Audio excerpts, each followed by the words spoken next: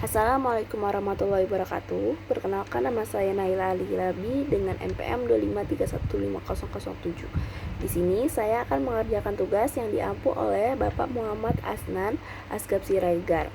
Tugasnya yaitu mempresentasikan atau menjelaskan tentang materi yang sudah diberikan dengan tema ekonomi Islam.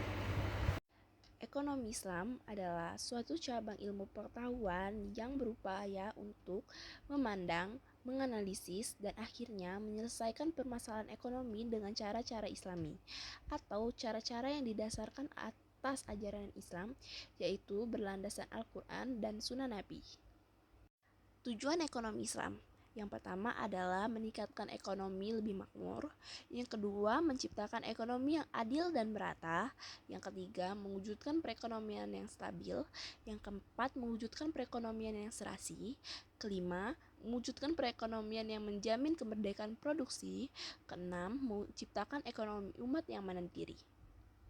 Prinsip atau nilai dasar ekonomi Islam yaitu tauhid, keadilan, kenabian, sidik, amanah, fatonah, tablik, dan ma'at. Ada beberapa lembaga ekonomi Islam di Indonesia, yaitu pertama adalah Bank Umum Syariah, kedua adalah Asuransi Syariah, ketiga adalah Lembaga Gadai, keempat yaitu BMT atau Baitul Ma'al Watami, kelima adalah Pasar Modal Syariah. Bank syariah adalah bank yang melaksanakan kegiatan usaha secara konvensional atau berdasarkan prinsip usaha syariah yang dalam kegiatannya memberikan jasa dalam lalu lintas pembayaran. Prinsip syariah Pasal 1 Butir 13 Undang-Undang Nomor 10 Tahun 1998, prinsip syariah adalah aturan perjanjian berdasarkan hukum Islam antara bank dan pihak lain untuk penyimpanan dana dan atau pembiayaan kegiatan usaha atau kegiatan lainnya yang dinyatakan sesuai dengan syariah. Ada 5 prinsip bank syariah. Yang pertama itu prinsip bagi hasil atau mudharabah. Yang kedua adalah prinsip penyertaan modal atau musyarakah. Yang ketiga adalah prinsip jual beli barang dengan memperoleh keuntungan, yaitu adalah murabahah. Keempat, pembiayaan barang modal berdasarkan prinsip sewa murni tanpa pilihan, yaitu adalah ijarah. Kelima, pilihan pemindahan kepemilikan atas barang yang disewa dari pihak bank oleh pihak lain, yaitu adalah ijarah wa itiknah. Peran Bank Syariah. Bank Syariah turut berperan dalam menunjang pembangunan ekonomi bangsa Indonesia, terutama melalui upaya peningkatan peranan pengusaha muslim dalam perekonomian nasional dan bertindak sebagai katalisator sebagai pengembang lembaga-lembaga keuangan syariah Indonesia. Fungsi Bank Syariah. Bank Syariah memiliki berbagai macam fungsi, antara lain yang pertama yaitu merupakan manajer investasi, bahwa bank syariah tersebut merupakan manajer investasi dari pemilik dana yang dihimpun karena besar kecilnya pendapatan atau bagi hasil yang diterima oleh pemilik dana yang dihimpun sangat tergantung pada keahlian, kehati-hatian, dan profesionalisme dari bank syariah. Yang kedua itu adalah jasa keuangan. Bank Islam juga menawarkan berbagai jasa keuangan lain untuk memperoleh imbalan atas dasar agensi atau sewa. Contohnya, meliputi letter of credit, wire transfer, letter of credit, dan lain-lain. Yang ketiga itu adalah investor.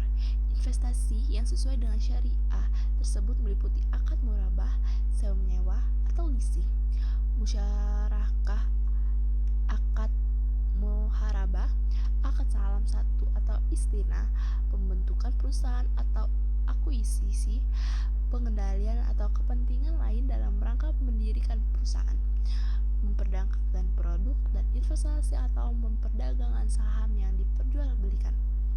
Keempat itu adalah fungsi sosial.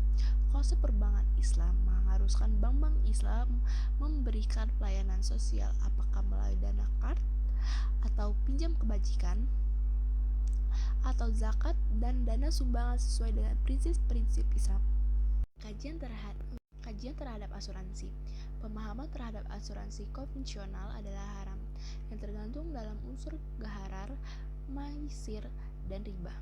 Unsur gharar terdapat pada bentuk akad atau perikatan yang melandasi penutupan polis. Akad yang terdapat pada asuransi konvensional dikategorikan sebagai akad tabaduli atau akad pertukaran, yaitu pertukaran pembayaran premi dengan uang pertanggungan. Unsur gharar ini juga dapat pada sumber dana pembayaran klaim. Pada asuransi konvensional adalah tidak jelas asalnya. Yang kedua yaitu unsur maisir. Apabila peserta asuransi atau pemegang polis membatalkan kontraknya pada masa revising period, ia tidak akan menerima kembali uang yang telah dibayarkan kecuali sebagian kecil saja, biasanya kurang dari 5%. Yang ketiga adalah unsur riba, tergantung dalam melakukan usaha dan investasi menggunakan sistem bunga, terutama oleh bank-bank konvensional dan fund manager companies. Definisi pegadaian syariah atau RAHN menjadikan suatu benda berharga dalam pandangan syara sebagai jaminan hutang dengan kemungkinan hutang tersebut bisa dilunasi dengan barang tersebut atau sebagiannya. Pengertian Baitul Mal wa Tamwil atau BMT. Menurut Hussein dan Hasan Ali, BMT adalah lembaga keuangan mikro yang dioperasikan dengan prinsip-prinsip bagi hasil atau syariah, menumbuhkan kembangkan bisnis, usaha mikro dan kecil dalam rangka mengangkat derajat dan martabat serta membela kepentingan kaum fakir miskin. Ditumbuhkan atas dasar prakasa dan modal-modal awal dari tokoh-tokoh masyarakat setempat dengan berlandaskan pada sistem ekonomi yang salam, yaitu keselamatan, atau berintikan keadilan, kedamaian, dan kesejahteraan. Menurut Hesri Sudaharsono, BMT yaitu lembaga yang mengarahkan pada usaha-usaha pengumpulan dan penyaluran dana yang non-profit seperti halnya zakat, infak, dan sodaqoh. Prinsip pasar modal syariah yaitu yang pertama adalah pembiayaan dan investasi pada aset atau kegiatan usaha yang halal, spesifik, dan bermanfaat, dilakukan dengan bagi hasil. Uang adalah alat bantu pertukaran nilai. Pemilik harta menerima bagi hasil dari manfaat yang timbul dari kegiatan usaha, maka pembiayaan dan investasi harus pada mata uang yang sama dengan pembukuan kegiatan usaha. Akad yang terjadi antara pemilik harta dan investor, pemilik usaha atau emiten, dan tindakan maupun informasi yang diberikan pemilik usaha serta mekanisme pasar atau bursa dan self-regulating organization lainnya tidak boleh menimbulkan keraguan yang menyebabkan kerugian. D.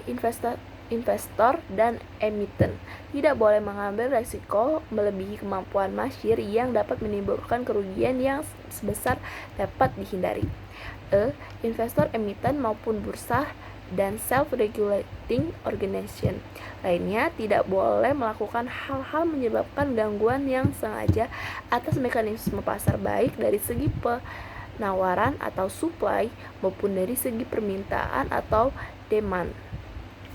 Sekian video presentasi saya dengan materi ekonomi Islam. Saya akhiri. Wassalamualaikum warahmatullahi wabarakatuh.